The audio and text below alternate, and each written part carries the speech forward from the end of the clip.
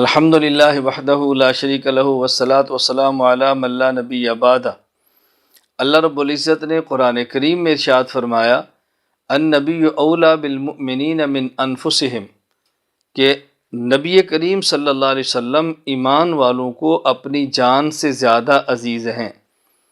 دنیا کی تمام چیزیں یہ بعد میں ہیں اور انسان کی ذات اس سے پہلے ہے۔ یہ چیزیں انسان کی ذات کے لیے ہیں، اور رسول اکرم صلی اللہ علیہ وسلم انسان کی ذات سے بھی پہلے ہیں۔ اس لیے پوری کائنات میں سب سے زیادہ عزیز ہم مسلمانوں کو نبی کریم صلی اللہ علیہ وسلم کی ذات گرامی ہے۔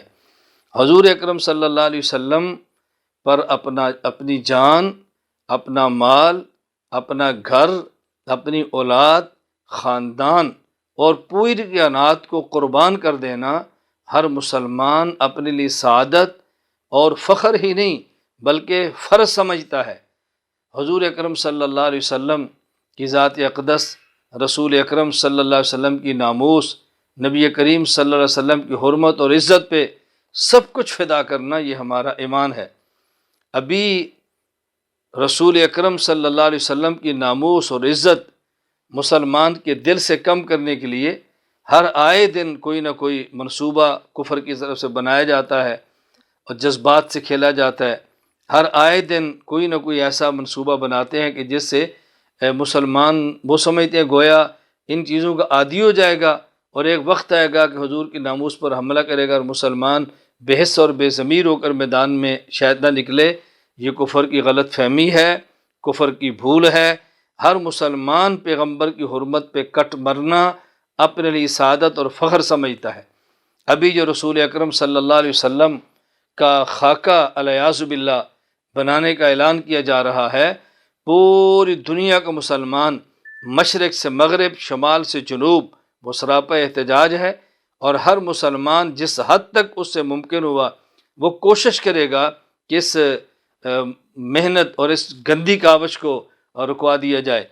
اس موقع پر ہر مسلمان اپنی استطاعت کے مطابق لگا ہے۔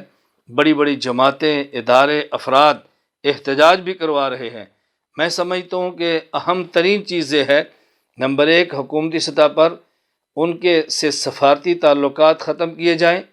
نمبر دو، سفیر کو ناپسندیدہ قرار دے کر واپس کر دیا جائے، اپنے سفیر کو اس ملک سے واپس بلا لیا جائے، ان کی تمام مصنوعات کا بائیکاٹ کر دیا جائے، اور پوری دنیا میں مسلمان احتجاج کریں، لیکن احتجاج کرتے وقت اس بات کا خیال کریں کہ کسی کی ذاتی چیز کو، سرکاری املاک کو نقصان نہ ہو۔ پرامن احتجاج ہو، اس کا بھرپور اہتمام کرنا چاہیے، اور مسلمان اس موقع پر زبان سے نہیں اپنے عمل سے بھی زندگی کو بدلے۔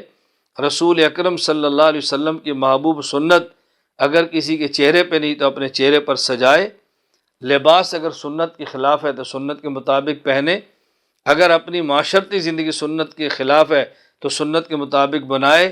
دنیا کفر کو ان خاکوں سے روکنا بھی ضروری ہے۔ رسول اکرم صلی اللہ علیہ وسلم کی ناموس، عزت اور حرمت کے لیے کٹ مر جانے کا پیغام دینا بھی ضروری ہے، لیکن اپنی زندگی کو رسول اللہ صلی اللہ علیہ وسلم کی سنت کے مطابق بنا کر پوری دنیا کفر کو بتانا ضروری ہے کہ مسلمان حضور کے لباس، حضور اکرم صلی اللہ علیہ وسلم شکل مبارک اور پیغمبر پاک کی سنت پر چلنا فخر سمجھتا ہے۔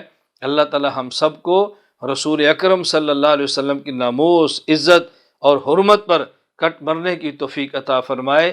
مسلمان دنیا کے جمع ہو کر مسل کی اختلافات بھلا کر اور اپنے اختلافات کو ایک طرف رکھتے ہوئے اس ایک ایجنڈے پر جمع ہو جائیں کہ رسول اکرم صلی اللہ علیہ وسلم کی ناموس کی حرمت پہ، عزت پہ ہم کٹ مریں گے، لیکن پیغمبر کی ناموس پہ حرف نہیں آنے دیں گے۔ اللہ رب العزت ہم سب کو پیغمبر کی ناموس اور حرمت کا دفاع کرنے کی توفیق عطا فرمائے۔ اگر پیغمبر کی ناموس کا ہم دفاع کر کے ہیں تو یہ ہمارے ذمہ فرض ہے، نبوت پر احسان نہیں ہے۔ ان کا تو اللہ نے نام محمد رکھ کے ایسا دفاع کر دیا ہے، اگر کوئی بدبخت ان کے خلاف بولے گا، مذمت بعد میں کرے گا، ہونٹ محمد کے آگے تعریف پہلے کریں گے۔ اگر کوئی بدبخت ان کے خلاف لکھے گا تو قلم مذمت میں بعد میں چلے گا، لیکن محمد قلم لکھ کر مدح پہلے کرے گا۔ پیغمبر کی ذات، پیغمبر کی مبارک ہستی وہ ہمارے دفاع کی محتاج نہیں، یہ ہمارے ایمان کا مسئلہ ہے، ہمارے ایمان کا، ہم اللہ کیا جواب دہ ہیں۔ اس موقع پر خاموش رہنا یہ بہت بڑی بے ضمیری ہوگی۔ ہر بندہ اپنی ہمت کے مطابق زبان استعمال کرے، قلم استعمال کرے، جو طاقتیں استعمال کر سکتے ہیں وہ کرے، اور ان گستاخانہ خاکوں کو روکنے کی کوشش کرے۔ اللہ ہم سب کو رسول اکرم صلی اللہ علیہ وسلم سے سچی محبت عطا فرمائے اور سچی غلامی کرنے کی توفیق عطا فرمائے۔